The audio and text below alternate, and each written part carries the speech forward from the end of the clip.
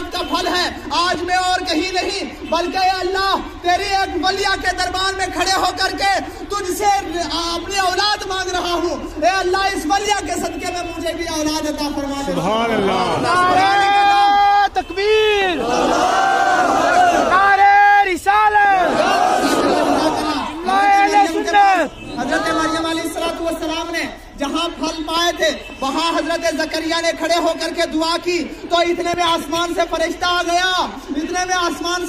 آ گیا اور آ کر کے بشارت دی یا زکریا انا نبشرک بغلام اسمہ یحییٰ ولم نجعل لہ من قبل سمیا. ایسا بیٹا دیں گے کہ اس نام کا بچہ بھی اس سے پہلے پیدا نہیں ہوا. سبحان اللہ. بے شک سبحان اللہ. حدیث پاک سنیے، ایک حدیث پاک عرض کرتا ہوں. بنی اسرائیل کا واقعہ ہے، دونوں واقعے قرآن کے جو دونوں واقعے، پہلا واقعہ قرآن سے دوسرا حدیث سے، یہ بھی بنی اسرائیل کا ہے. بنی اسرائیل میں ایک شخص تھا 99 آدمیوں کا قاتل تھا، 99 آدمیوں کا قاتل تھا. اس نے پوچھا ایک بندے سے جناب بتائیے، حضرت ابو سعید خدری سے روایت ہے یہ حدیث پاک، کہا بتائیے میں اب توبہ کرنا چاہتا ہوں، 99 آدمیوں کو مار چکا ہوں، میں توبہ کا دستخوار ہوں، بتائیے مجھے توبہ مل سکتی ہے؟ تو کہا ہاں توبہ کرنا چاہتے ہو تو ولی کے دربار میں چلے جاؤ.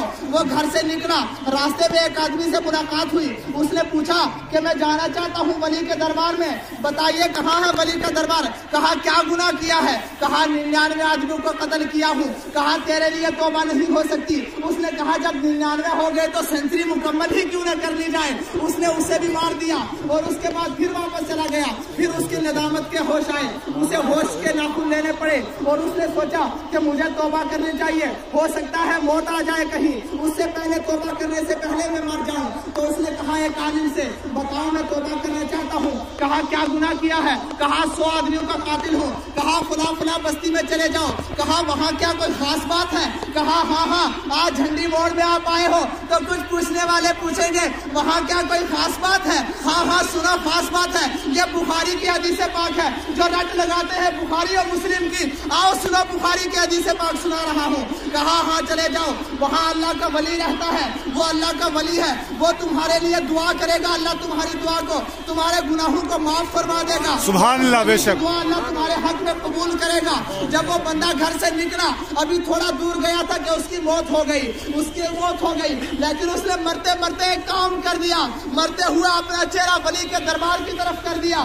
جب مر گیا موت کا فرشتے آئے، جب مر گیا تو اس کے بعد جنتی اور جہنمی دونوں فرشتے آئے اور آ کر کے کہنے لگے، جہنمی فرشتے کہنے لگے 100 آدمیوں کا قاتل ہے، ہم اسے جہنم میں لے کر کے جائیں گے. جنتی فرشتے کہنے لگے یہ تو جا رہا تھا ولی کے دربار میں. اس وقت اللہ نے فرمایا اے ولیو جھگڑے میں نہ پڑو بلکہ زمین کو ناپ لو، اگر اس کے گھر کی طرف زمین زیادہ ہے تو یہ جہنمی ہے، اور اگر ولی کے دربار کی طرف زمین زیادہ ہے تو یہ جہنمی ہے، اگر گھر کی طرف زیادہ ہے تو یہ جنتی ہے. اس وقت میں فرشتوں نے زمین کو ناپنا چاہا، ابھی وہ گھر سے دور نہیں گیا تھا، لیکن اللہ نے زمین کو حکم دیا اے زمین ولی کی طرف کو تو قریب ہو جا اور گھر کی طرف کو دور ہو جا. تو اللہ رب العزت نے جو زمین کو حکم دیا سبحان اللہ ہوا کہ زمین کو ناپو. جب زمین کو ناپا تو ولی کے پاس زمین کم پڑی اور گھر کی طرف زمین زیادہ پڑ گئی. اللہ رب العزت ہم سب کو ان ولیوں کے صدقے میں ہماری دنیا اور آخرت بہتر فرمائے. السلام علیکم ورحمۃ اللہ وبرکاتہ.